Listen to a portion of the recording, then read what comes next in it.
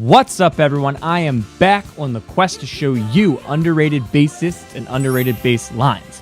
Sorry I was away for a little bit because I was working on the relaunch of Bass Freedom's courses and programs, but we're here. Anytime I've ever covered a Fleetwood Mac song on social media, there's always been commenters that are like, John McVie is so underrated. John McVie is so good. After dissecting his bass lines, I can totally agree. He's an awesome bass player with creative bass lines, and today we're going to break down one of the most popular ones. You can go your own way. Go your own way. You can call it another way. Off of the most popular 1977 album, Rumors, this song was released as the album's first single in 1976. It was written and sung by Lindsey Buckingham. The song is actually about Lindsey Buckingham's breakup with fellow bandmate Stevie Nicks. The bassist is none other than John McVie. His last name is actually part of the band name. The Mick of McVie is the Mac of Fleetwood Mac. This British bassist played a lot of different types of basses throughout his tenure, and initially, over Go Your Own Way, he tracked a busier, bouncier bass part that gave the song a country feel. To prevent the verses from becoming too bloated, Buckingham asked him to play straight eighth notes, but Buckingham granted McVie more artistic liberty on the choruses, which he opened up with a more melodic bass line. We're going to break this down in great detail. Quick reminder to like and subscribe. Don't you want to see more bass teacher breakdowns? Don't you want to see more content from me? Come on, hit that button. All right, so let's take a look at this tune. I like to look at live tracks because it's a little more raw. You can see if they do different things from the studio tracks. What I got here is a performance from 1977. So let's take a look. Loving you isn't the right thing to do. How can I ever change things that Playing with a pick. If I could, baby, I'd give you my world. Lindsey Buckingham's an underrated guitarist. When you won't take it from me, you can go your own way. Go your own way. You can call it There's that bass line. lonely day. You can go your own way. Go your own way. Tell me why everything turned around. They never show the bass player. Packing Where's up, John? Shacking up's all you want to do. If I could, They were really good live. baby, I'd give you my Sounds just like the track.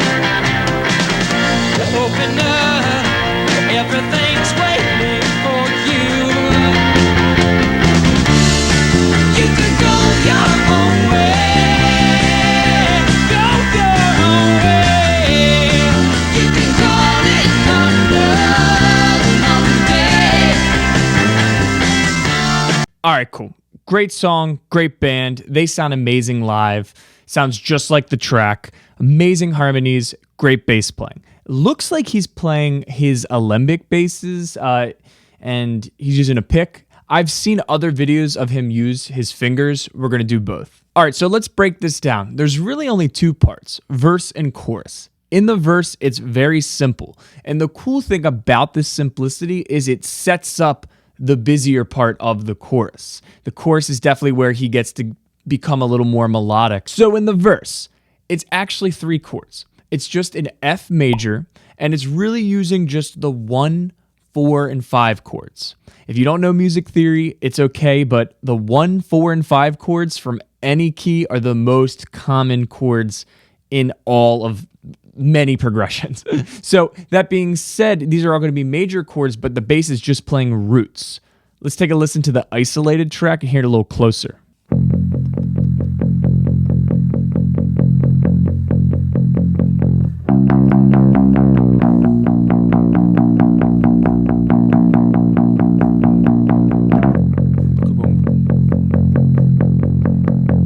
All right, so all that's happening here is root notes on the 1, 5, and 4 chords. So we're in the key of F major, and we're just going to play eighth notes on the root from the 1, 5, and 4.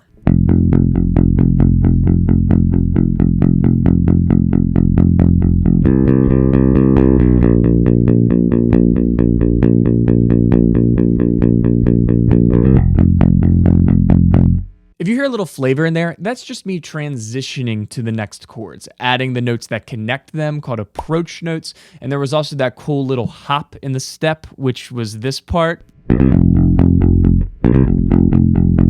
So if you hear me with the pick, to mimic that alembic fretless sound, what you want to do is activate your bridge pickup, use the pick as close to the bridge as you can, and muffle the strings with your left hand. So if you had this, muffle the string, you get a little more of a cut through sound than if you were here. Hear the difference? You can do all downstrokes, you could do down up.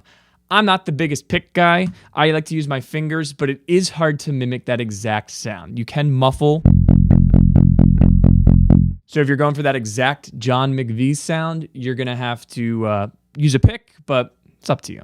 That's really it. You got a 1, 5, and 4 chord, a little accenting, a little bit of transition. Simple, simple. So let's see how we get into the chorus.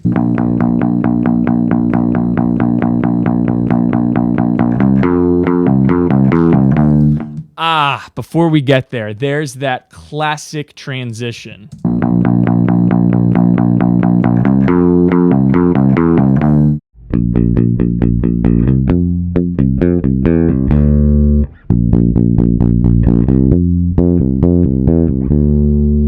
I love that part. It really builds towards the chorus, which is the busier part for bass. If you're watching this video and you're a bassist, then you need to check out Bass Freedom Mentorship.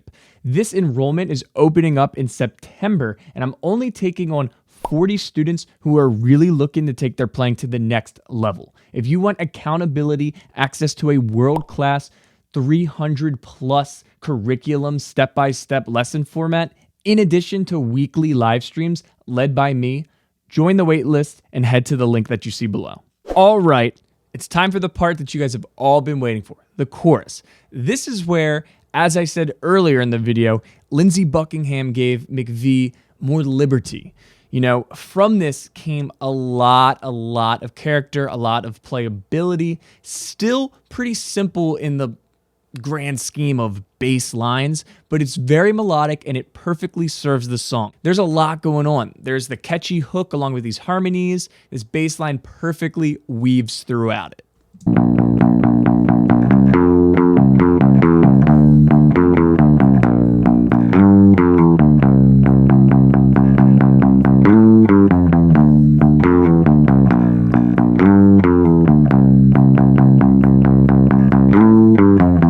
So what's changed here is we're going to the relative minor.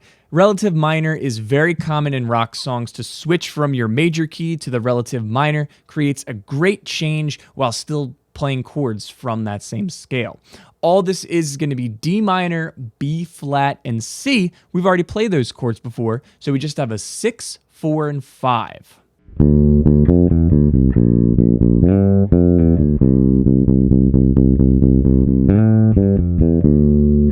Now, what you hear me doing there is some cool slides and pull-offs. What exactly, though, are we doing with those slides and pull-offs?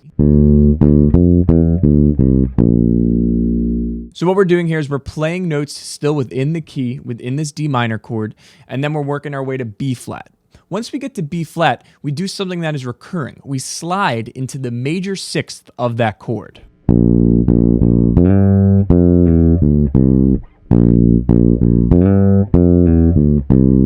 Remember that because we're going to do it again.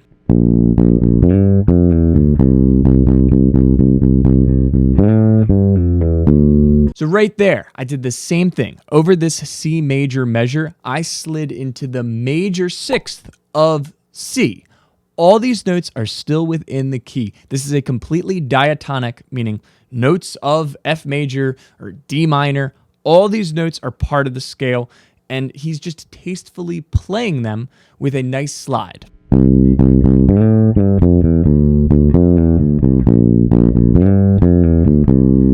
Speaking of slides, he also tends to slide from notes within the measure. But you could also pull this off. It's completely up to you. Let's listen to the isolated track, then I'm going to play it.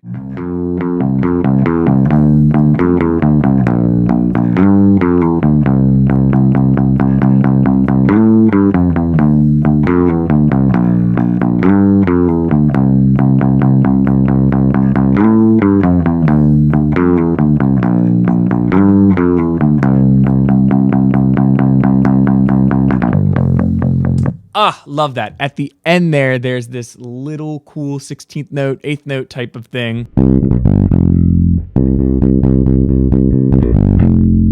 It's a really cool transition back to F. And then it's going to do the same thing over and over again. With a pick.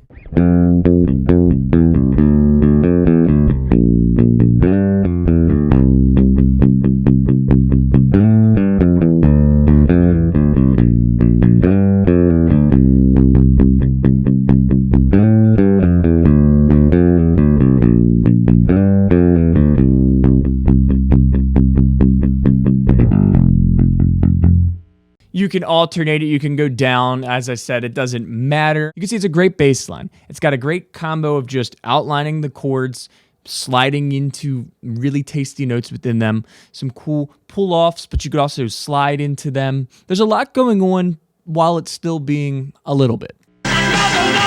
Fingers. Is this?